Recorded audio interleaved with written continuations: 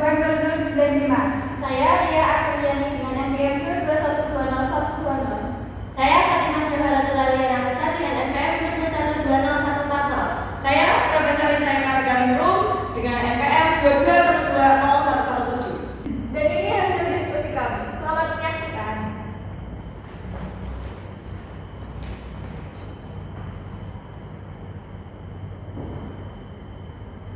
Modul ajar kurikulum merdeka ilmu pengetahuan alam dan sosial. Informasi umum perangkat ajar. 1. Identitas modul yaitu penyusun kelompok 6. Instansi SD Negeri Gebangsari 2 tahun penyusunan 2024. Jenjang sekolah, sekolah dasar, mata pelajaran IPA, fase atau kelas C, kelas 6. Hari tanggal Rabu 24 April 2024. Alokasi waktu satu pertemuan 2 kali 35 menit. 2. Kompetensi awal. Poin 1.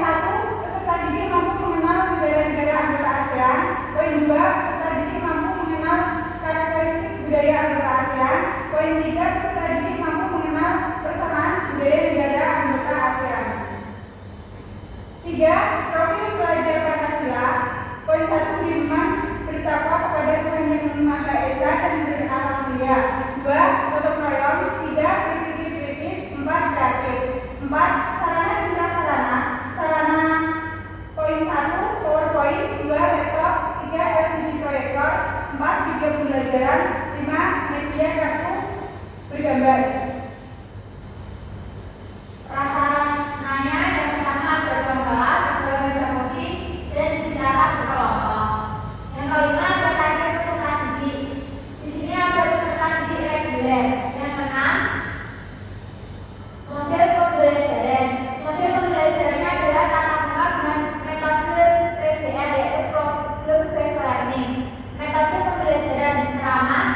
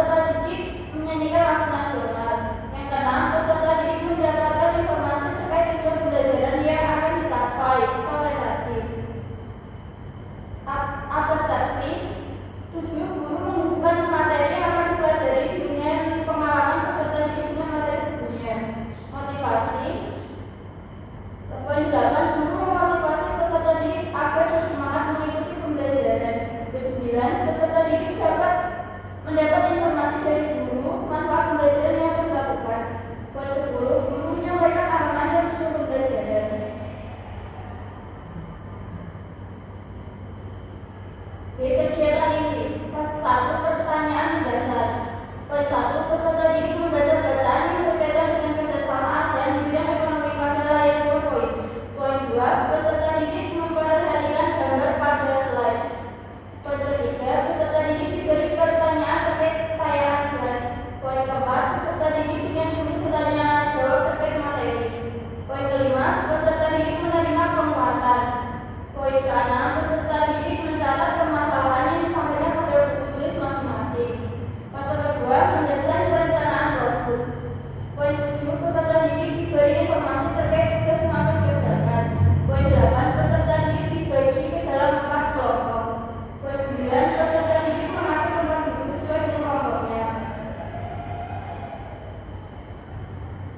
Fase 3, menyusun jadwal pembuatan. Fase 10, masing-masing perwakilan kelompok mengambil kertas buffalo untuk membuat poster. Poin 11, peserta didik mengirim satu perwakilan kelompoknya untuk mengambil kartu gambar yang telah disiapkan guru. Poin 12, peserta didik yang sudah duduk berkelompok memperhatikan instruksi dari guru terkait penyelesaian tugasnya. Fase 4. Mengembangkan dan menyajikan hasil latihan.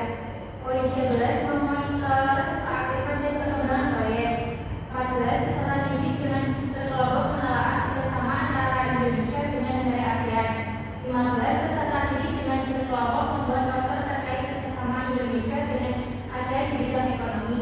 Poin 16. Peserta didik didampingi guru jika menemukan kesulitan dalam menyelesaikan tugas. Fase 5. Menguji hasil. 17. Setiap kelompok diberi kesempatan untuk menampilkan poster yang telah dibuat. 18. Kelompok lain memberikan tanggapan terhadap hasil presentasi kelompok. 19. Peserta didik diberi penguatan terkait hasil presentasinya. Fase 6. Mengevaluasi pengalaman belajar. Pada poin 20, peserta didik membaca kembali catatan yang telah ditulis terkait masalah yang didiskusikan. Poin 21, peserta didik bersama guru bertanya jawab mengenai kesulitan yang dihadapi dalam menyelesaikan tugas. Poin 22, peserta didik menerima penguatan dari guru. Kegiatan penutup. Poin 23, peserta didik bersama guru melakukan refleksi mengenai pembelajaran hari ini.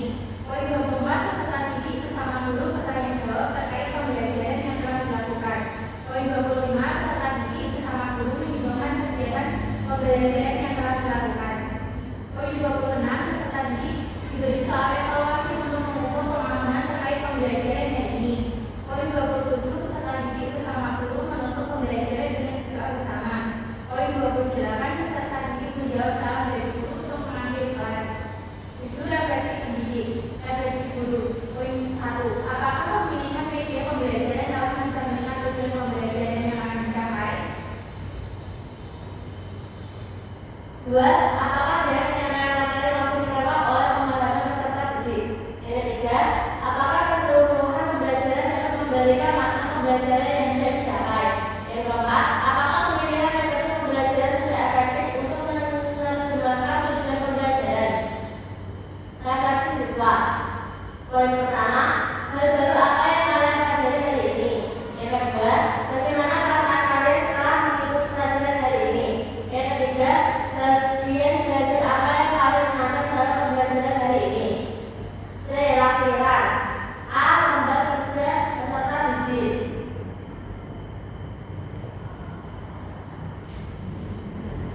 Nah,